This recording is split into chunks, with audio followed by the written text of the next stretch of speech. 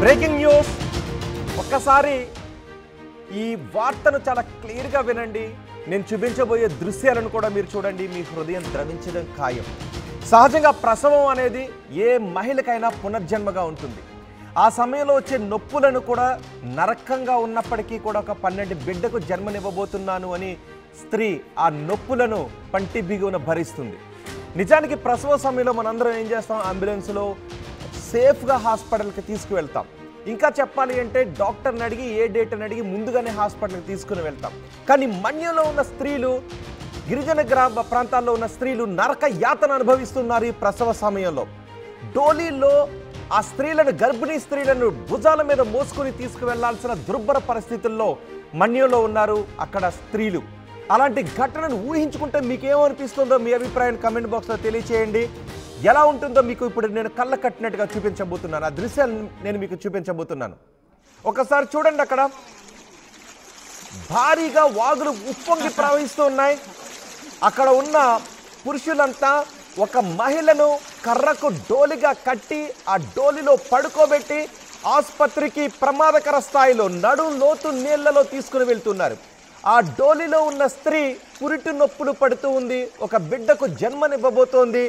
ప్రసవం అంటేనే స్త్రీకి పునర్జన్మ లాంటిది. అలాంటి ప్రసవం ఇలాంటి దుర్భర పరిస్థితుల మధ్య జరుగుతోంది అంటే వాళ్ళు అనుభవించే నరక యాతనను మీరు ఒక్కసారి ఆలోచించగలరా? మన్యంలో ప్రజలు ఇలాంటి దుర్భర పరిస్థితుల్లో ఉన్నారు. సరైన రోడ్లు లేవు, అంబులెన్సులు వెళ్ళటానికి అవకాశం లేదు.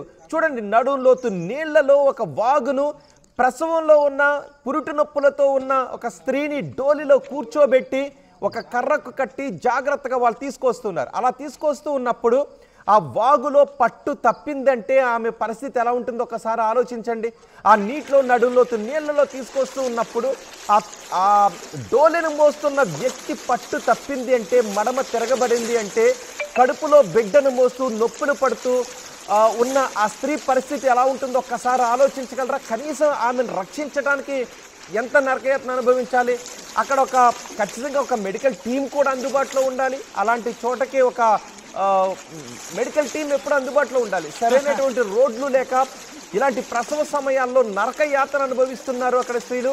అనకాపల్లి జిల్లా దేవరపల్లి మండలం బొడిగరువు గ్రామంలో ఈ ఘటన చోటు చేసుకుంది. పురిటి నొప్పులతో బాధపడుతున్న సాహురు శ్రావణి అనే మహిళను గ్రామానికి అంబులెన్స్ వచ్చే అవకాశం లేకపోవడంతో డోలిలో కట్టి అలా ప్రమాదకర స్థాయిలో పొంగుతున్న వాగును దాటించి కొన్ని కిలోమీటర్ల మేర నడిచి వచ్చి తీసుకువెళ్లారు. ప్రసవ సమయంలో ఏమైనా జరగవచ్చు. ఒక్కొక్కసారి బిడ్డ అడ్డం తిరగొచ్చు, లోపల నుంచి బిడ్డకి ఏదైనా జరిగే అవకాశం ఉంటుంది. అలాంటి పరిస్థితుల్లో తల్లికి బిడ్డకి కూడా ముప్పు వాటిల్లే అవకాశం ఉంటుంది. అందుకే ప్రసవాన్ని పునర్జన్మ అని అంటాం. అలాంటి పరిస్థితుల్లో క్షణాల్లో ఆసుపత్రికి తీసుకుని వెళ్ళాలి. కానీ కొన్ని గంటల పాటు, కిలోమీటర్ల మేర ఇలాంటి ప్రమాదకర స్థితిలో నడిచి ఆసుపత్రికి తీసుకువెళ్లాల్సిన పరిస్థితుల్లో కొన్ని గ్రామాల ప్రజలు ఉన్నారు అంటే వాళ్ళ పరిస్థితి గురించి మీరేమంటారు? మీ అభిప్రాయాన్ని కమెంట్ బాక్స్లో తెలియజేయండి. డోలి ద్వారా అస్తవ్యస్తమైన రోడ్డును, వాగును దాటి ఆసుపత్రికి తరలించారు. ప్రస్తుతం ఆమెను సేఫ్గానే వాళ్ళంతా చాలా జాగ్రత్తగా ఆసుపత్రికి తీసుకుని వెళ్ళారు. మామూలుగా మనం అయితే గ్రామాల్లో మనం ముందుగానే ఆసుపత్రికి తీసుకుని వెళ్తాం. కానీ ఆ సమయం వరకు వాళ్ళు వేచి చూడాల్సిన పరిస్థితులు ఉన్నాయి. అంబులెన్స్లో చాలా సేఫ్గా తీసుకుని వెళ్తాం, జాగ్రత్తగా తీసుకుని వెళ్తాం. కానీ ఆ డోలిలో కూర్చున్న మహిళ పరిస్థితి ఆ క్షణం ఎలా ఉంటుందో మీరు ఒకసారి ఆలోచించగలరా? ఈ ఘటనపై సిపిఎం నాయకులు మాట్లాడారు. ఒకసారి వాళ్ళు ఏం మాట్లాడారో చూద్దాం. అనకాపల్లి జిల్లా మాడుగుల నియోజకవర్గం దేవరాపల్లి మండలంలోని చింతలపూడి పంచాయతీ బోడిగరువు గ్రామానికి చెందిన సాహు శ్రావణిని ఈరోజు శారదా నది దాటడం కోసం రహదారి సౌకర్యం లేక డోలి కట్టి దేవరాపల్లి ప్రభుత్వ ఆసుపత్రికి తీసుకురావడం అటువంటిది జరిగింది. ఇది అత్యంత దుర్మార్గమైన చర్య. గిరిజనులకి నేటికి డోలు మోతలంటువంటివి తప్పట్లేదు. గిరిజనులు అనేకటువంటి ఇబ్బందులు ఈరోజు ఎదుర్కొంటూ ఉన్నారు. ఈ ప్రభుత్వం వచ్చిన తర్వాత ఎక్కడైనా డోలు మోత అటువంటిది కనిపించట్లేదు, వీలు లేదని చెప్పేసి రాష్ట్ర ముఖ్యమంత్రి చంద్రబాబు నాయుడు గారే స్పష్టంగా చెప్పడం అటువంటిది జరిగింది. కానీ ఈ రోజుకి ఎక్కడా కూడా గిరిజనుల కష్టాలు అటువంటివి తప్పట్లేదు. గిరిజనులకు రహదారి సౌకర్యం లేక ఈ జిల్లాలోని తీవ్రమైనటువంటి ఇబ్బందులు ఈ రోజుకి ఎదుర్కొంటూ ఉన్నారు. ఈరోజు పురిటి నొప్పులు వచ్చినటువంటి సాహు శ్రావణి ఏదైతే ఉందో ఆ గ్రామానికి గతంలో బీటీ రోడ్డు 2 కోట్ల రూపాయలతోనే ఐటీడీ నిధులతో వేస్తామని చెప్పేసి ఎత్తవరకు చేశారు. కానీ ఇప్పటి వరకు 6 నెలలు అవుతుంది, దానికి గతి లేదు. ఆ రోడ్డు నిర్మాణం అసంతృప్తిగా ఆగిపోవడం అటువంటిది జరిగింది. అసంపూర్తిగా ఆగిపోవడం వలన ఈరోజు గిరిజనులు అనేకటువంటి ఇబ్బందులు పడుతున్నారు. ఆ ఏరి దాటాలంటే గర్భిణీ స్త్రీ కాదు, చిన్నపిల్లలు, ముసలోళ్ళు, అదేవిధంగా నిత్యావసర వస్తువుల కోసం గిరిజనులందరూ కూడా అనేక ఇబ్బందులు పడుతుంటారు. అక్కడ ఒక స్కూల్ ఉంది, పిల్లలు మ్యాథ్స్ వెళ్ళాలన్నా రావాలన్నా ఈరోజు వాళ్ళకి ఆ స్కూల్లో సౌకర్యాలు కూడా సగం చదువులే ఈరోజు వాళ్ళకి అందుతూ ఉన్నాయి. కాబట్టి అటువంటి వాళ్ళే అభివృద్ధి చేయడం ద్వారానే ఈరోజు రాష్ట్ర ప్రభుత్వం రాష్ట్రాన్ని అభివృద్ధి చేసినట్టు అవుతుంది. అటువంటి గ్రామాలను అభివృద్ధి చేయకుండా ఈరోజు కంప్యూటర్ కాలంలోని, ఈరోజు హైటెక్ కాలంలోని కూడా ఈరోజు గిరిజనులకి ఈరోజు కూడా డోలు మూతలు తప్పట్లేదని అంటే ఈ ప్రభుత్వం గిరిజనుల పట్ల పాలకులు ఏ విధంగా నిర్లక్ష్యంతో ఉన్నారనేటువంటి మనకు అర్థమవుతూ ఉంది. ఈ జిల్లాలోని అనేకటువంటి గ్రామాలకి రోజుకో గ్రామంలో డోలు మూతలు మోసుకొని వస్తూ ఉంటే ఈరోజు అధికారులు పాలకులు పట్టించుకునే పరిస్థితి లేదు. అక్కడ బీటీ రోడ్డు అటువంటిది చేశారు, బురదమయం అయిపోయి కనీసం కాలు వేయడానికి లేదు. దాని మీద కనీసం ఎర్త్ వరకు చేశారు కానీ గ్రావెల్ కానీ అటువంటి కొన్ని వేసే పరిస్థితి లేదు. అందుకని ఆ రోడ్డు అటువంటిది పూర్తి చేస్తే అక్కడ నేరేడుపూడి, బోడుగరువు, మదనగరువు గ్రామాలతో పాటు అనంతగిరి మండలం అనేక గ్రామాలకి ఆ రోడ్డు సౌకర్యం అటువంటిది కలుగుతుంది. ఆ గిరిజనుల కష్టాలు తీరుతాయి. కాబట్టి అది ఏదైతే రోడ్డు ఉందో ఆ రోడ్డుని పూర్తి చేసి గిరిజనుల కష్టాలు తీర్చాలని చెప్పేసి మేము సిపిఎం పార్టీగా డిమాండ్ చేస్తాను. రెండోది, ఈరోజు ప్రభుత్వం అనేకటువంటి వాగ్దానాలు అయితే చేసేస్తుంది, కానీ ఎక్కడ కూడా ఒక్క సమస్య కూడా పరిష్కారం చేసినటువంటి దాఖలు లేవు.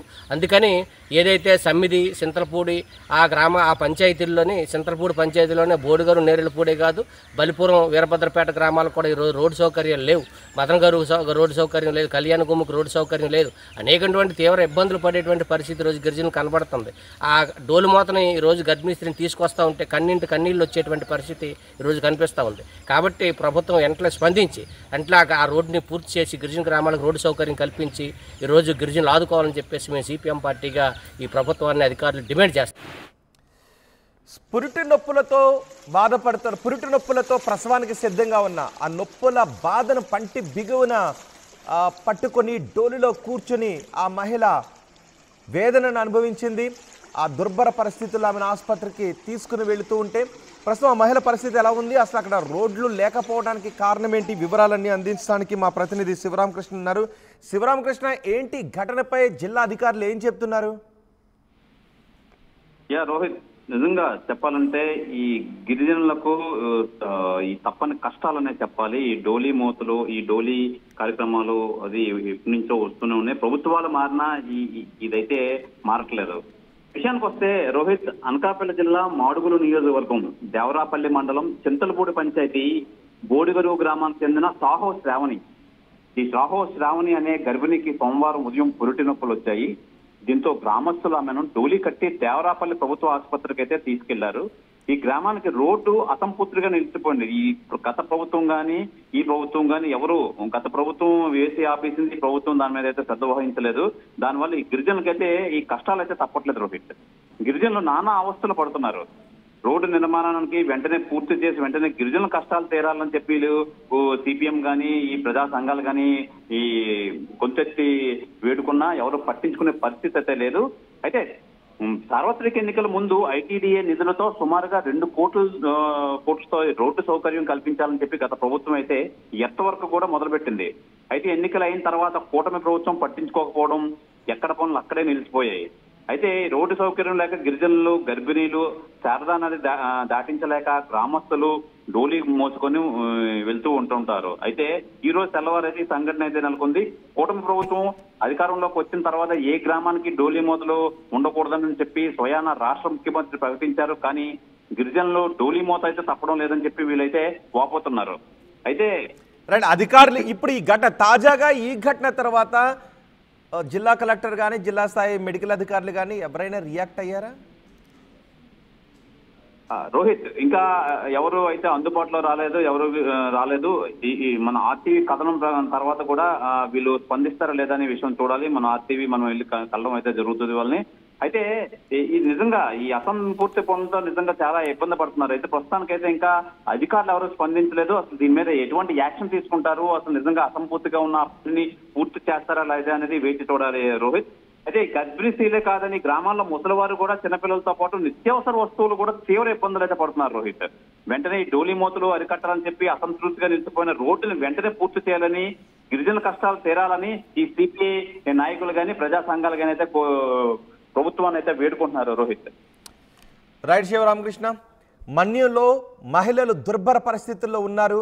ఒక బిడ్డకు జన్మనివ్వాలి అంటే ఆ మహిళ ఎన్ని ఇబ్బందులు పడాలో మీరు అక్కడ ఆర్టీవీ స్క్రీన్ పైన ప్రత్యక్షంగా చూడొచ్చు.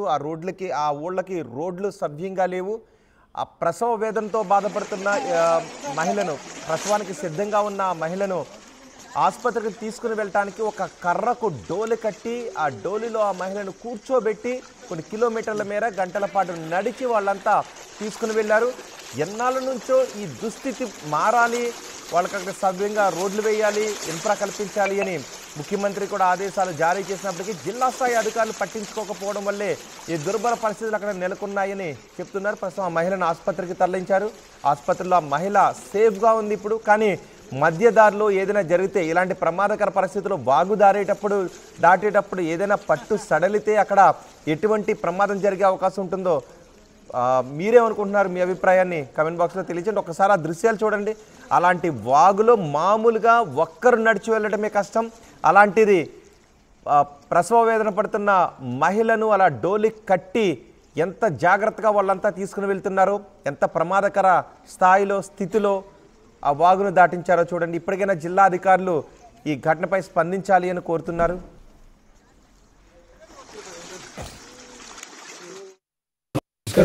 నమస్కారం. రోజు నా బర్త్డే. దీర్ఘాయుష్మాన్ బాబా.